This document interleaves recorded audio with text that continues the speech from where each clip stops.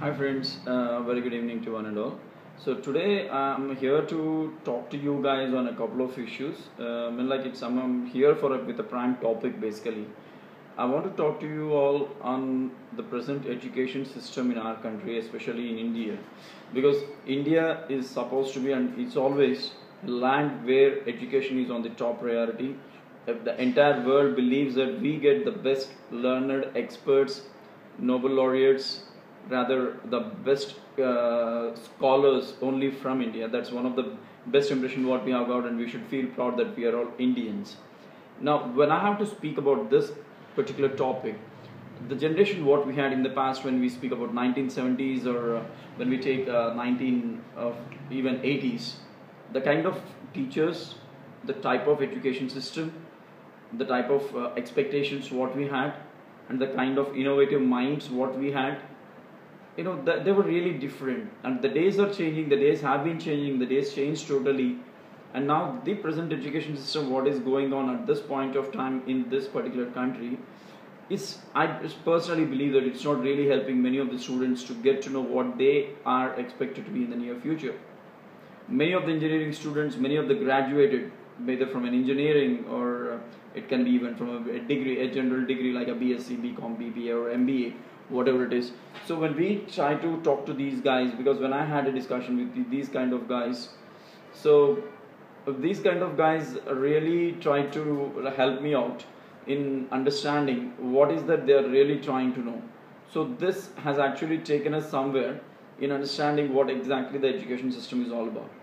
Now, I have a couple of points to raise here. Recently, I had a discussion with one of a journalist who belongs to a national media, and we had a long run discussion on this for about more or close to 2 hours, I believe.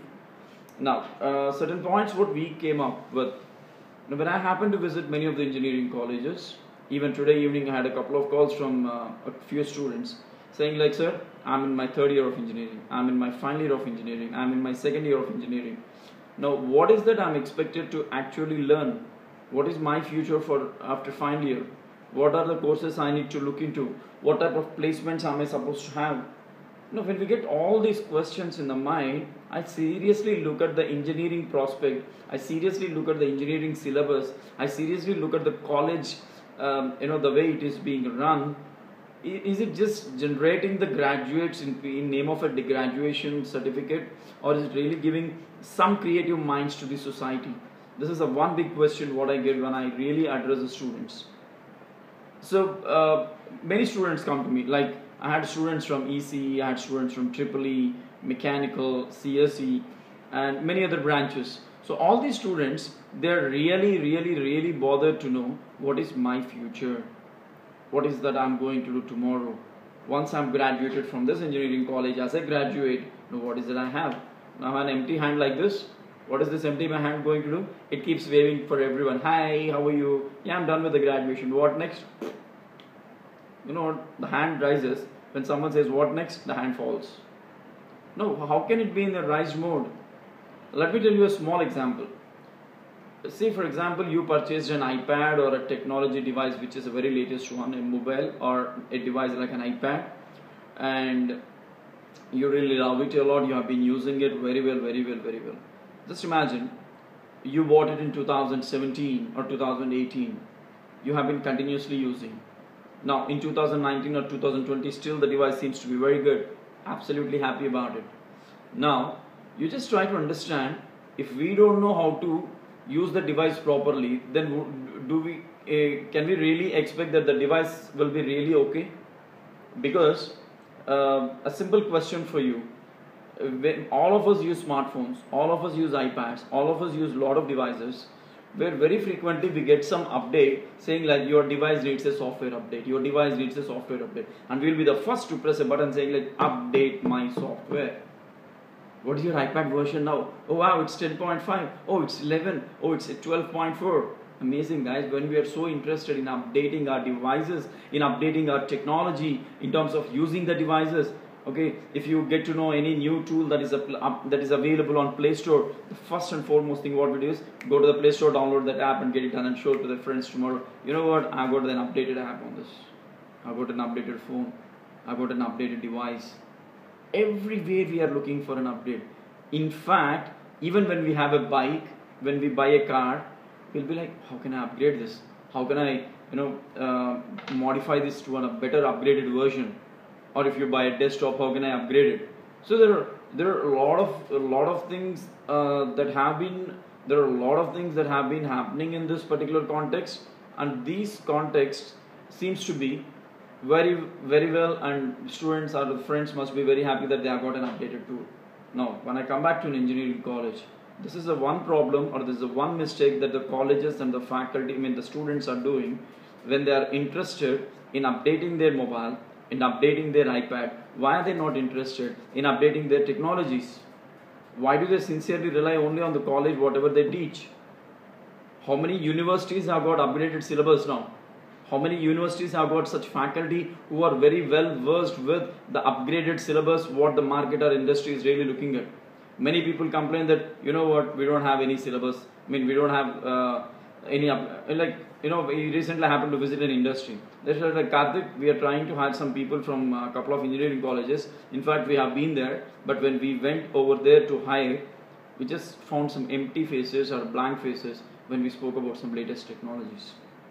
Let me challenge how many universities are really following a latest technology that is included in their syllabus by asking the Board of Studies chairman and the other team to include it, and how many universities or colleges have the faculties who can today confidently teach what is a blockchain, what is a IoT, what are the new trends that are required in mechanical engineering, civil engineering, rather ECE, EEE, any branch of the engineering discipline. How many we have? I can hardly find it on my fingertips. Now, I just want to really keep this forward and say, friends, stop relying much on the colleges. You got an admission, you're into the colleges, you try to cultivate a culture. When we are able to cultivate the culture of adopting new friends, adopting to new things, why don't we adopt to new technologies? Thinking about a new technology in the final year is not going to serve the business for us. It is not going to get the bread and butter for us. We really need to have some time in identifying what exactly is needed from the first year and the first day of engineering. What is my future after 4 years? Is this really what I need? Is this a technology in the market? Is this a technology I need to upgrade? Forget about the syllabus, whatever. See, getting 100 out of 100 in an engineering college is not such a major task, I believe. And these days. So, you might score 100, you might score a 90, you might score a 80. But that 180, 90 will be on a piece of paper. What you learned internally is what matters, not just that number. That number matters to upgrade you to the next level of graduation.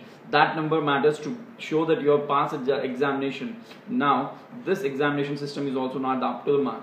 Now, let us forget about the examination system.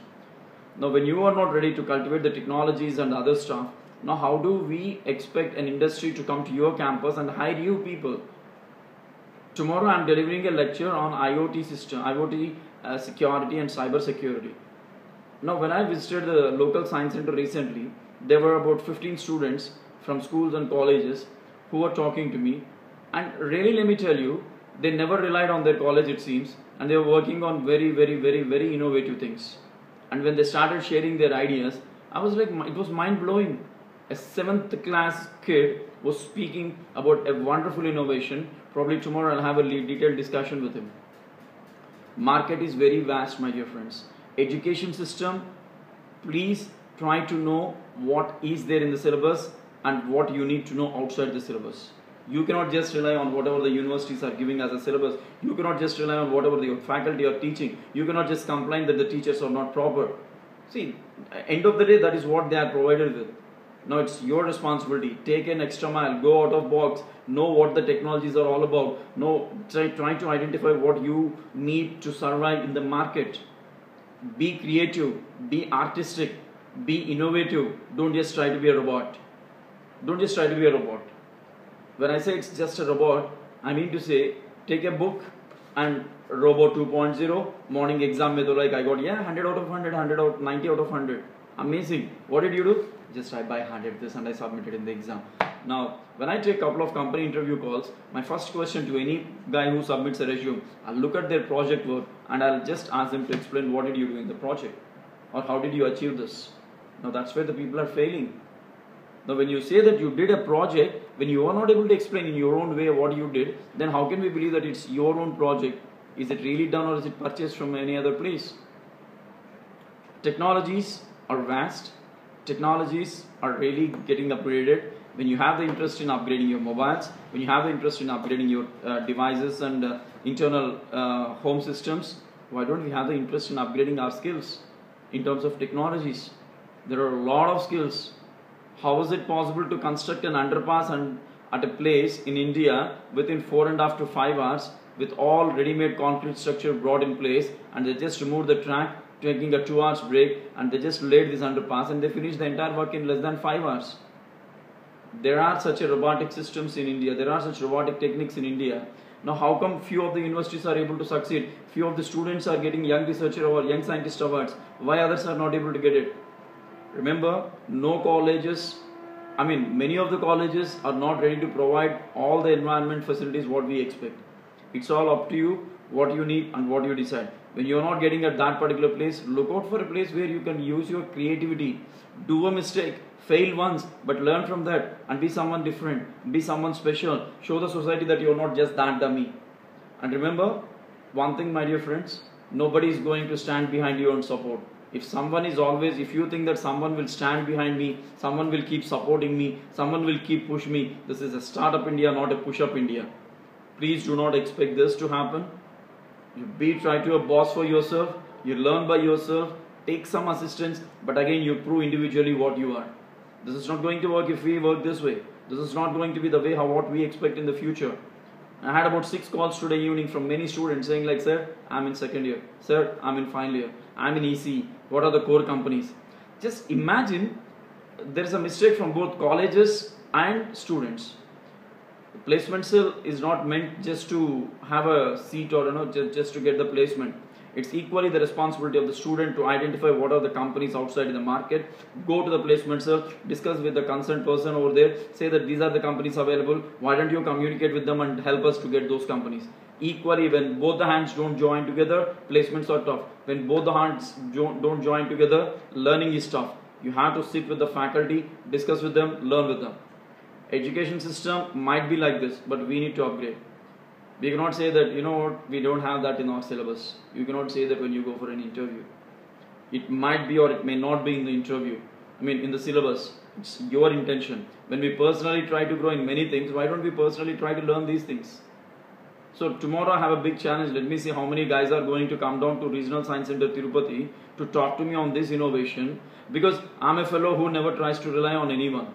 Because I try to take support from few people who really did a lot of backstabbing, and I worked with such companies and I was with such a culture where self-learning, self-growth, self-awareness, all self-learning techniques were there. I was never dependent on anyone. But I'm in such a place now where I had to really look for people who can help me now. But I'm not doing it any which ways. I'm trying to fight for myself. Because I know some part of human psychology. So with that, when I meet someone, just talking to them for the next couple of minutes or some time, I can understand whether I'm with the right person or not.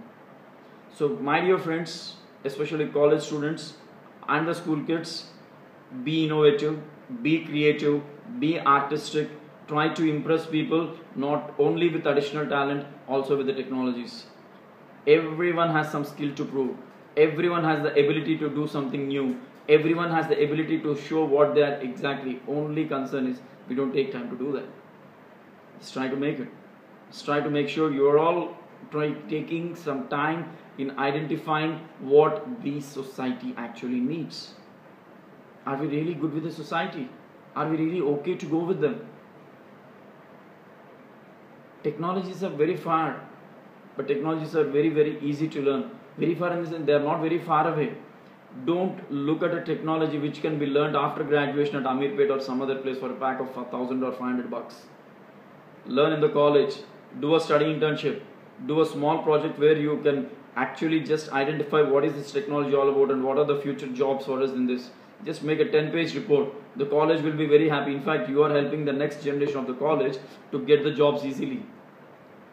Play a role where you are identified as a leader, not just a student. Try to be someone special. Try to know what you need. Try to know what society needs. Try to show what you can do. Try to deliver what you are in best. And try to learn what you exactly need. This is not just a cup of coffee where you can get easily, stirred well, or you can get it done by someone else. Buy your own powder, make your own coffee and taste it, and then you will feel. Maybe first or second time it might not be good, but third time, yes, it will be. Everyone doesn't know cooking in the beginning. Spoil 2-3 times, then you're a good cook, you're a good chef in the future. So this is something which I wanted to talk about. There are a lot of points to discuss. So thank you very much for watching all these things. So education system in India needs a big change, and many of the universities are still lacking behind. And please let all the universities have very much equipped, qualified technical faculty as well, not just who is the same old 20 years back syllabus. And please, researchers, the young researchers who are doing research these days, research is not just you do for a time pass. Many of the researchers are doing it this way, I felt, and I've met few people, because I had one of my best friend who did his PhD for almost 8 years. I don't know what he did for 8 years in a PhD. My brother could complete it in 3 years. So PhD has a lot of value. Research has a lot of value. So research, search again and again and again what you can find in you and try to keep it on paper. Okay, a good paper means publishing 1 or 2 papers in a year is a good paper. Try to make something better. Try to show the world that you are a right person, not a wrong person. Try to show the people that you are one qualitative person. And please stop relying on people or depending on people for many things. You try to prove what you are today, and you will be the king tomorrow. Thank you so much guys for watching this, and see you again in another couple of days. Thank you. Bye-bye.